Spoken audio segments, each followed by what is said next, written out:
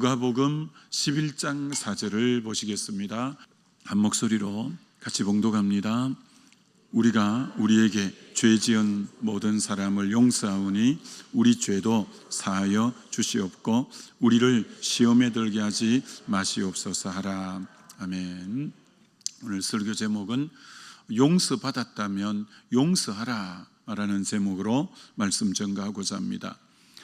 오늘 이 본문을 자세히 들여다보면 전제 조건이 있죠. 우리 죄를 사하여 주옵소서라는 말씀 앞에 우리가 우리에게 죄 지은 모든 사람을 용서하오니 고로 우리 죄를 사하여 주시옵고, 이렇게 전제 조건이 있습니다. 우리가 우리에게 잘못한 사람을 용서할 테니 우리의 잘못도 용서해 주십시오, 이런 기도입니다.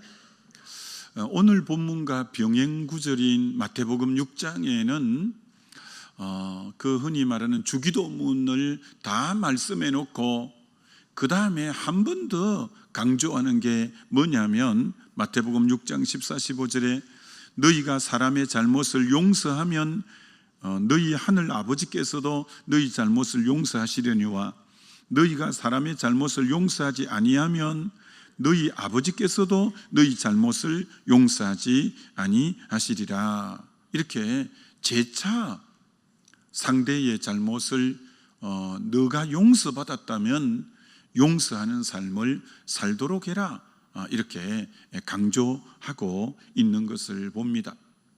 그런데 실제로 정확한 복음을 보면 우리 죄가 사함받고 용서받는 게 전제 조건이 있느냐 하면 그렇지 않습니다. 우리 죄가 사함받는 것은 오직 예수 그리스도의 십자가의 그 대속의 사건을 믿음으로 받아들일 때 우리 죄는 사함받고 용서받게 되는 거죠. 거기 어떤 전제 조건을 걸고 있지는 않습니다. 우리가 오직 제사함 받고 용서받는 것은 그리스도의 십자가의 완전한 대속을 믿음으로 받기만 하면 죄 사함 받고 용서받는 거죠. 자, 그런데 그럼 오늘 이 본문은 마치 전제 조건이 있는 것처럼 내가 다른 사람이 내게 죄 지은 거 용서하오니 고로 나의 죄도 사하시고 용서해달라, 이것은 여러분 이런 의미입니다. 진짜 주님 앞에 죄 용서받은 사람은 그 증거로 다른 사람을 용서하게 되어져 있고, 내가 진짜 주님 앞에 죄 사함 받고 용서받은 사람은 열매로 다른 사람의 허물과 죄를 용서하고 사해 주기 잘 줄 수밖에 없는 열매가 맺어지게 되어진다라는 것입니다. 난 예수 믿어서 죄 사함 받았다, 난 예수 믿어서 죄 용서 받았다. 그 증거가 어디 있어요? 그 증거가 바로 남이 나에게 잘못했을 때 용서해 주는 걸 보면 그가 용서 받았음이 확실한 거고, 그래서 정말 나의 용서 받았음의 이 증거, 나의 용서 받았음에 대한 열매가 상대를 허물이 있을 때, 죄가 있을 때 용서해 주고 이제 받아주는 것이라, 이렇게 말할 수 있죠. 그래서 오늘 이 새벽에는 용서에 대해서 다시 한번 우리가 깊이 생각해 보는 시간이 되길 원합니다. 여러분, 참 우리 사람은 모두 연약하고 허물이 많은 우리들입니다. 장점이 있고 단점도 있고 강점도 있고 또 약점도 있는 게 모든 사람의 보편적인 모습입니다. 고로 우리는 약점도 있고 단점이 있는 사람이라서, 허물이 있는 사람이라서 자주 실수하고 자주 잘못할 수가 있습니다. 고로 우리는 끊임없이 용서받아야 될 존재, 또 내 주변의 지체들을 끊임없이 용서해 줘야 될 그런 우리이죠. 그래서 우리의 삶은 용서받고 용서해 주는 삶으로 늘 연결되어져 있다, 이렇게 볼 수도 있는 것이죠. 정말 우리 주변에 각양각색의 사람들이 얼마나 많습니까? 참 다양한 사람들이 많은데, 그래서 이 용서해 주고 용서받는 삶은 정말 오늘 우리의 삶에 보편적인 삶이 되어져야 된다라는 거죠. 어느 날 베드로가 예수님에게 나왔습니다.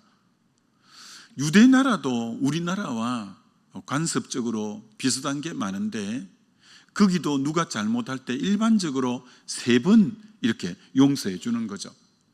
근데 베드로는 주님에게 나와서 진짜 큰 마음으로 주님, 형제가 나에게 잘못했을 때 7번 용서해 주면 되겠습니까? 이건 정말 마음 먹고 주님에게 그렇게 표현한 거예요. 7번 용서해 준다면 되겠습니까? 이렇게 주님에게 질문했더니 주님의 대답은 70번씩 7번이라도 용서해라 라는 응답이 온 거죠. 여러분, 사람은 그처럼 참 70번씩 7번 용서해 줘야 될 정도로 허물이 많은 것이 사람이고, 그만큼 우리가 용서받아야 될 사람이요, 또 용서해 줘야 될 사람이 우리이다 라는 것을 어떤 의미로 전제하고 있는 말씀이라, 이렇게도 말할 수 있는 거죠. 여러분의 마음의 크기가 참 저분 마음이 넓다, 참 저분 마음의 크기가 한량없구나, 뭘 보고 알 수 있을까요? 그분의 용서하는 용서의 용량을 보면 그분의 마음의 크기, 그분의 정말 마음의 용량이 어느 정도 되는지 아주 가늠하기가 쉽습니다. 여러분의 마음의 크기는 여러분의 용서의 크기다, 이렇게 말해도 틀리지 않는 말입니다. 예수님께서 마태복음 18장에 이런 비유를 하신 적이 있습니다. 어떤 임금에게 어떤 사람이 1만 달란트를 빚졌다라는 겁니다. 여러분, 1만 달란트는 정말 상상할 수 없이 엄청난 큰 빚이죠. 어제 말씀드린 것처럼 유대 나라가 1년에 로마에게 내는 세금의 총량이 800달란트인데 1만 달란트를 한 개인이 빚을 졌으니 이건 일평생 애쓰고 노력해도 갚을 수 있는 부분이 아닌데, 이게 바로 저와 여러분이 하나님 앞에 죄의 빚이 1만 달란트라는 말이죠.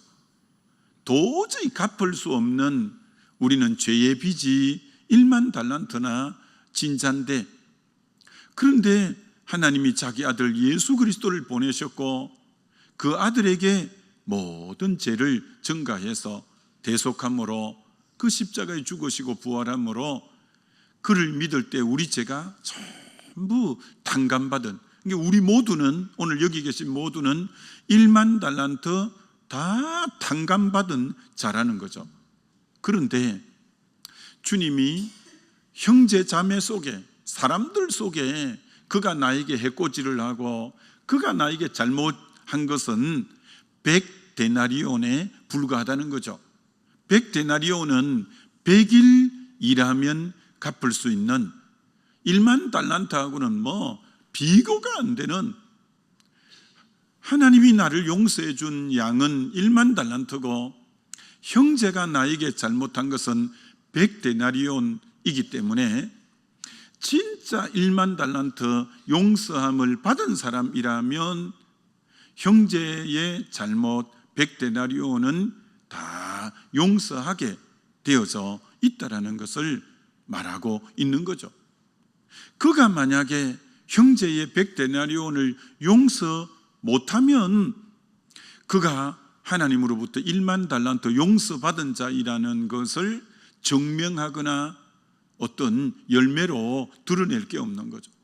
내가 진짜 1만 달란트 용서받은 그 은혜를 안다면 내 형제 자매의 그 잘못에 우리가 정말 용서해 줌으로 저 사람 1만 달란트 용서받은 자 맞구나 라는 걸 증명해내야 되고 이제 그 열매로 드러나야 된다, 이렇게 말할 수 있죠.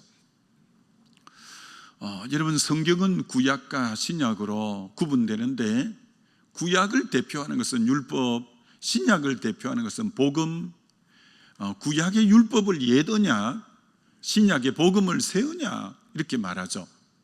율법을 주신 목적은 로마서 3장 20절에 율법으로는 의롭게 될 육체는 없지만 율법은 죄를 깨닫게 하는 것이 목적입니다. 율법이 꼭 필요하죠. 죄가 뭔지를 비추어 주고 죄가 드러나게 하고 죄를 깨우쳐 주는 역할을 하는 거고, 복음은 십자가의 부활과 십자가인데 그 드러난 죄를 덮어주고 용서해주고 씻어주고 회복시키는 게 이 새 언약의 복음인 거죠.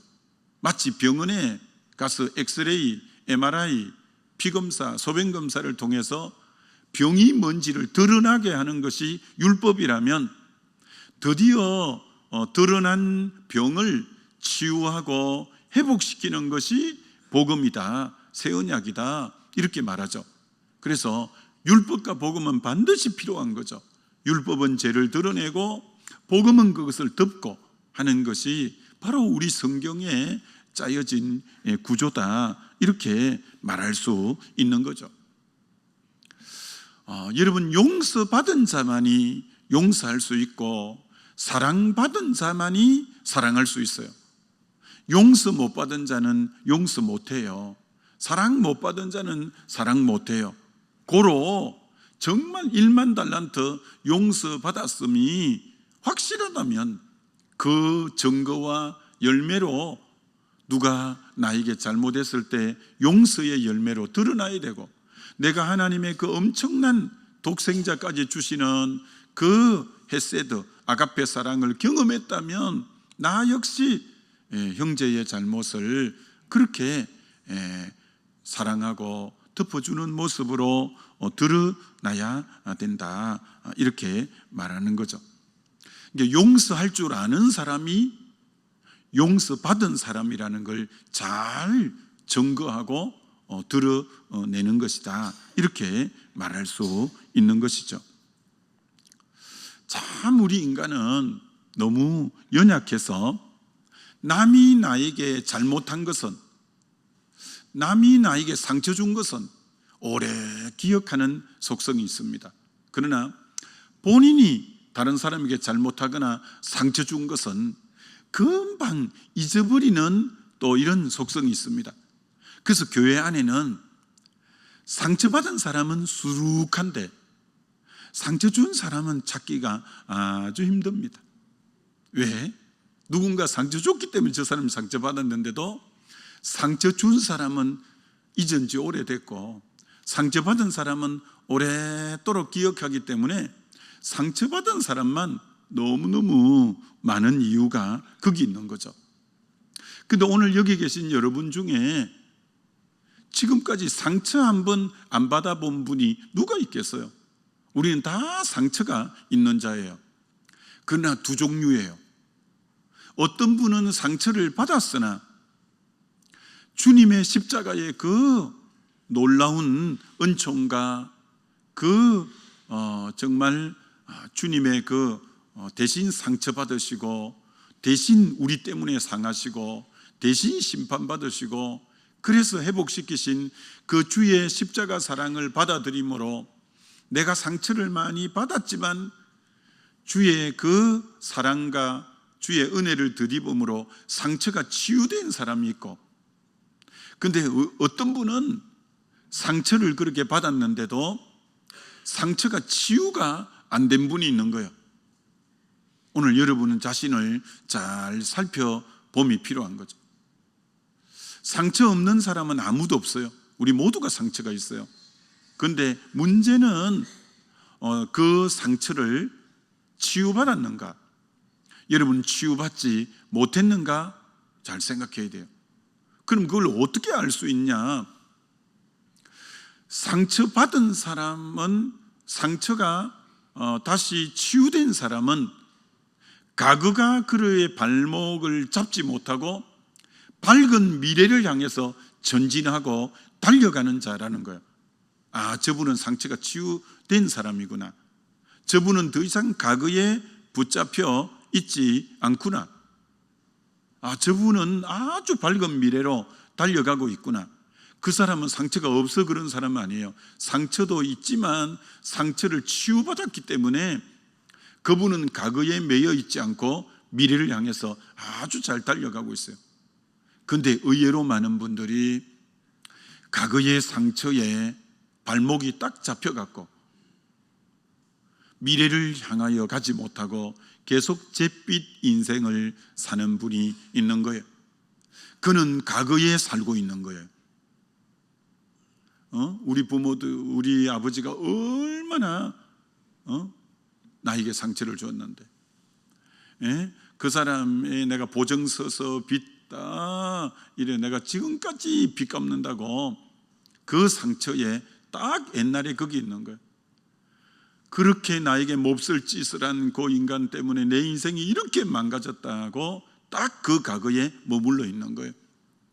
그 시어머니가 얼마나 시집살이하고 어떻게 그럴 수가 있냐고 딱 과거에 붙잡혀 있는 거예요. 여러분, 두 종류라니까요. 우리 다 상처받았는데 치유받은 사람은 밝은 미래가 있고, 그런데 치유를 받지 못한 사람은 과거에 붙잡혀 있어서 끊임없이 상처를 잊을만 하고 아물어질만 하면 과거를 또 회상하면서 상처를 건드리는 거예요. 또 덧나는 거예요. 또 그게 부풀어 오르고 온몸으로 또 번지는 거예요. 그렇기 때문에 우리 주님은 정말 오늘 이 용서에 대한 이 복음은 너무 엄청난 거죠. 십자가의 이 새 언약의 복음의 핵심이 허물을 덮고 정말 그 상처가 치유되는 엄청난 것이 이 복음의 능력인데, 여러분이 진짜 복음을 안다면 과거의 모든 상처에서 여러분이 벗어날 수 있는 길은 용서함으로 회개와 용서를 통해서 과거 상처에서 완전히 벗어날 수 있다라는 것이죠. 이런 우리가 하나님 앞에 용서받을 때가 아까 1만 달란트 그 빚을 용서받았고, 그걸 로마서 5장에는 내가 하나님 앞에 용서받을 내 상태가 죄인 되었을 때, 원수 되었을 때, 경건치 않을 때, 연약할 때였어요. 사랑해 줄 구석이라고는 하나도 없을 때, 정말 죄인이고 원수고 경건치 않고 연약한데 자기 아들을 죽임으로 내가 너를 사랑한다고 사랑을 확정한 것처럼, 누구를 내가 용서할 때 사랑스러워서 용서하는 거 아닙니다. 하나님이 나를 용서할 때 죄인이고 원수고 정말 경건치 못하고 연약함에도 그럼에도 불구하고 나를 용서했고 나를 받아준 것처럼, 우리 또한 그가 나에게 그럼에도 불구하고 우리가 정말 1만 달란트 용서받았다면 우리가 용서해야 되는 거죠. 여러분, 그래서 주님의 이 1만 달란트 용서해 주신 은혜를 생각하는 사람, 내가 죄인이고 원수고 경건치 않고 연약함에도 불구하고 나에게 은혜를 주셔서 구원해 주신 은혜의 감격 속에 있는 사람은 상대방에게 너그럽고 상대방에게 관대한 거예요. 다시 말합니다. 상대방에게 관대한 사람의 특징은 1만 달란트 용서받은 감격이 있고, 내가 죄인이고 원수고 경건치 못하고 연약함에도 용서받은 것에 대한 그 은혜를 잊지 않고 있을 때, 그래, 저 사람도 잘못이 있고 허물이 있지만 나도 그럴 때 용서받지 않았냐, 그 은혜를 잊지 않고 은혜를 기억하는 사람은 상대에게 간대하고 너그러우나 1만 달란트 자기가 용서받아 놓고 자기도 원수일 때 죄인일 때 경건치 못할 때 연약할 때 용서받아 놓고 은혜를 잊어버린 사람은 상대에게 아주 악하고 상대에게 아주 거칠고 상대에게 아주 날카롭고 그는 은혜를 잊어버려서 그런 거예요. 우리는 1만 달란트 다 용서받았기 때문에 그 은혜를 기억하는 사람이라면 상대에게 간대할 수밖에 없어요. 상대에게 그렇게 매몰차고 그렇게 악하고 그렇게 냉정하게 대하는 것은 자기 은혜 받은 걸 잊어버렸기 때문에 그렇게 악한 거예요. 그렇게 날카로운 거예요. 그렇게 거칠게 대하는 거예요. 우리는 은혜를 기억한다면 간대하고 너그럽게 대할 수밖에 없는 자가 우리라는 거죠. 용서의 이 엄청난, 내가 너를 용서해 준 것처럼 너도 용서해 주라. 주님이 나에게 용서해 주라고 명령하신 것은 상대방을 위해서가 아니라 우리 자신들 위해서 용서해 주라고 한 거예요. 왜?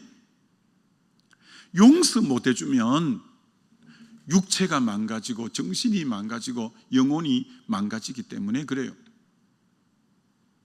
남편이 바람을 피웠어요. 아내가 그것 때문에 너무 큰 충격을 받고 상처를 받았어요. 용서를 못하는 거예요. 늘 괴로워한 거예요.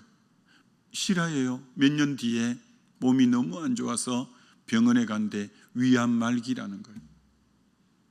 너무 스트레스 받고 그것 때문에 늘 눈물 짓고 그것 때문에 늘 힘들어 하더니 그게 병으로, 그게 몸으로 용서 못했더니 몸으로 고스란히 그 데미지가 드러난 거예요. 용서 못함으로 인하여 우울증이 오고 공황증이 오고 신경정신과 약을 먹고 불면증이 오고 정신적인 부분이 다 망가져 버리는 거예요.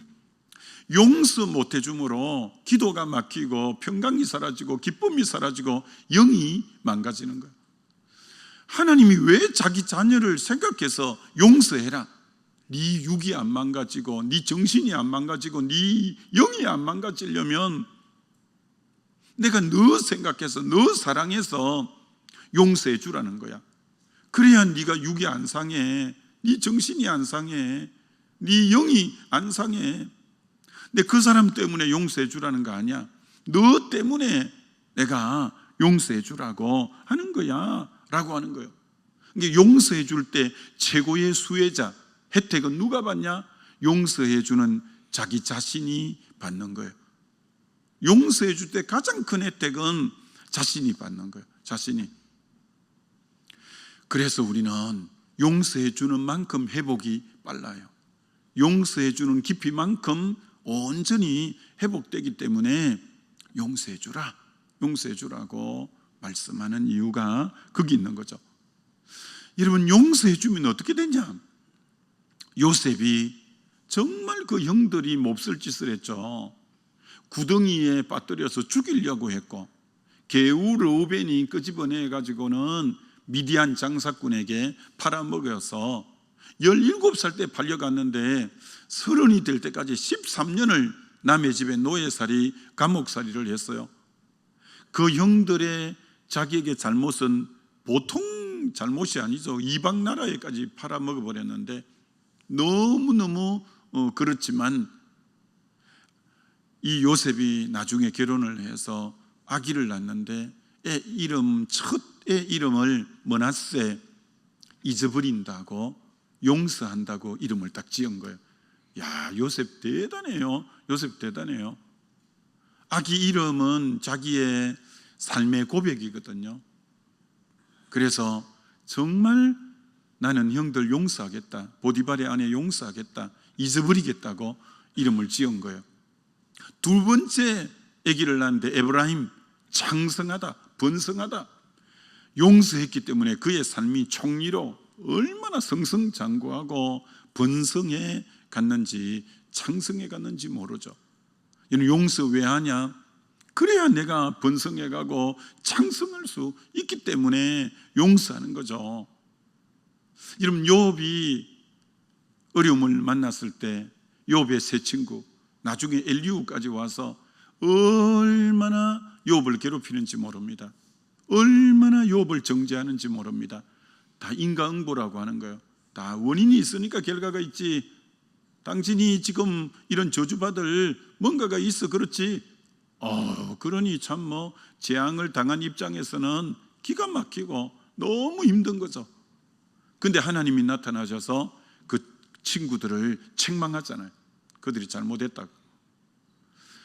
그런데 주님이 그 친구들을 욥, 네가 용서해 주면 내가 저 친구들도 내가 용서하겠다. 그래서 욥이 마지막 장에 가서 그 세 친구와 엘리후까지 용서해요. 욥이 용서를 하니까 갑절의 축복이 욥에게 완전히 갑절의 축복. 그가 동방의 제일 부자인데 뭐 갑절의 축복이니까 엄청난 거죠. 건강도 자녀도 다 갑절의 축복을 덧입게 된 거죠. 용서는 여러분 이런 하나님의 축복을 가져오는 거예요. 여러분이 복이 계속 잘 안 오는 분이 있다면 내가 용서 못 해준 사람이 있나 잘 점검해 봄이 필요해요. 여러분, 분명히 마태복음 18장에 그렇게 말하잖아요. 또 땅에서 풀어야 하늘에서 이 풀리게 되는 거예요. 그래서요, 정말 여러분이 하늘 문이 열려야 내게 하나님의 축복이 오는데, 그러려면 땅에서 풀어야 돼요.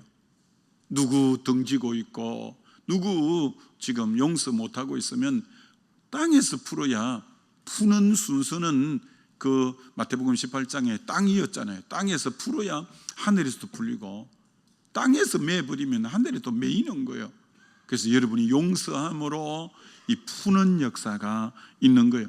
풀면 하늘 문이 이제 열리게 되고, 여러분이 용서해버리면 사단이 더 이상 그를 헤집고 그를 파괴할 틈을 메워버리는 게 용서해버리는 거예요. 더 이상 사단이 그 삶에 개입하지 못하게 만드는 거예요. 결국 용서하면 그동안 있었던 모든 것까지 합력해 선으로 기결되어지기 때문에 이 용서는 엄청난 것이라고 말할 수 있는 거죠. 그래서 십자가 복음의 가장 핵심이 용서인 것처럼 그 용서의 엄청난 사랑을 덧입은 우리, 용서 못 해줄 사람은 아무도 없습니다. 아무쪼록 우리가 오늘 용서하는 삶 늘 살아감으로 이 하나님의 이 엄청난 은혜와 축복을 받아 누리면서 사는 저와 여러분 되시길 주의 이름으로 축원합니다. 우리 기도하면 좋겠습니다. 오늘 기도할 때 정말 철저하게 용서하겠습니다. 결단하면서 우리 주여 한번 부르고 기도합니다.